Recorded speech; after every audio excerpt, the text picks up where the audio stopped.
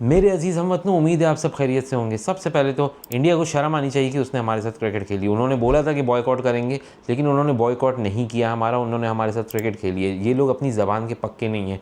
इन लोगों ने जब बोला था कि वो हमारे साथ नहीं खेलेंगे, क्यों खेल रहे हैं वो आखिर हमारे साथ? हम बुरे हैं ना, हम तो दहशतगर्द हैं ना, हम तो गंदे हैं ना, हमसे नहीं खेलो। लेकिन नहीं, फिर भी खेलने के लिए आते हैं। इस वजह से इंडिया वालों पर लानत भेजनी चाहिए, क्योंकि वो लोग हमारे साथ अभी भी खेल रहे हैं। जब हमसे ट्रेड नहीं करना, जब हानिया आमिर की मूवी रिलीज़ नहीं करनी, जब फवाद खान की मूवी रिलीज़ नहीं करनी, जब दिलजीत को गालियाँ देनी क्योंकि उसने हानिया को मूवी में लिया, तो क्रिकेट क्यों खेल रहे हो हमारे साथ? नहीं खेलो ना वो भी। फिर खेलते हो तो फिर उसके बाद हमें हराते भी हो।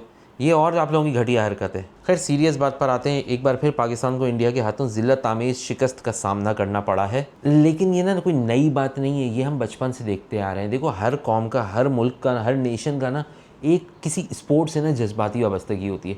अनफॉर्चुनेटली पाकिस्तान की जज्बाती वाबस्तगी किसी हॉकी से नहीं है, कबड्डी से इतनी कोई ख़ास नहीं है, कोई और स्क्वाश से नहीं है, क्रिकेट से है।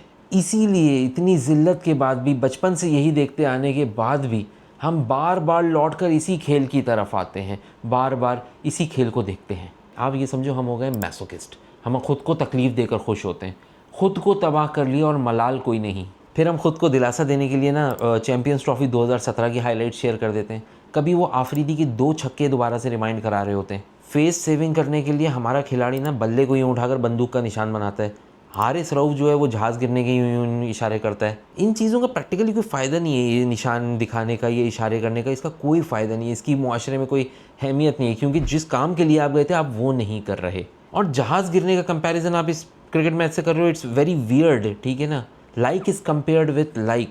इट्स लाइक कि आप जो है ना कार रेसिंग में गए हुए हो और आप अपने ओपोनेंट को बोल रहे हो तुम्हारे मुंह पे फोड़ा हुआ है। हार जीत होती है, मानता हूँ मैं, हार जीत इज़ फाइन, ठीक है ना। बट प्रॉब्लम इज़ दैट कि this was not even a nail biter. India वाले बुरा खेल कर भी जीत गए। इतनी मिसफील्ड की उन लोगों ने, फिर भी जीत गए वो लोग। ये थी दुख देने वाली बात। खैर, अब हर टूर्नामेंट की तरफ वही वक्त आ गया है जहां हम कैलकुलेट करते हैं कि फ़लाना हार जाए, फ़लाना जीत जाए तो पाकिस्तान कैसे आगे तक जा सकता है। तो आइए उसी कैलकुलेशन की तरफ चलते हैं। इंडिया का तो देखो कोई मसला है ही नहीं, वो तो अभी से ही बांग्लादेश और श्रीलंका को हराकर मुझे फाइनल में जाता हुआ नजर आ रहा है। पाकिस्तान की पोजीशन अभी बहुत बुरी नहीं है। Pakistan must win either against Bangladesh और against Sri Lanka, but with a reasonable margin. Bangladesh का हारना ज़रूरी है, पाकिस्तान और इंडिया दोनों से। श्रीलंका ने अगर पाकिस्तान को हरा दिया तब भी इतना कोई नुकसान नहीं होगा, लेकिन श्रीलंका का इंडिया से हारना ज़रूरी होगा। प्रॉब्लम बताऊं क्या है? प्रॉब्लम ये है कि Sri Lanka is not that bad, okay. Sri Lanka is actually quite good. ये कहना सेफ होगा कि at least they are better than Pakistan. दूसरा मसला ये है कि even Bangladesh is playing very well. अल्लाह पाकिस्तान का हामी और नासिर हो, क्योंकि एज्यूमिंग पाकिस्तान जो है वो बांग्लादेश और श्रीलंका दोनों को हरा दे, मुझे फ़ाइनल में दोबारा इंडिया से मुकाबला होता हुआ नज़र आ रहा है।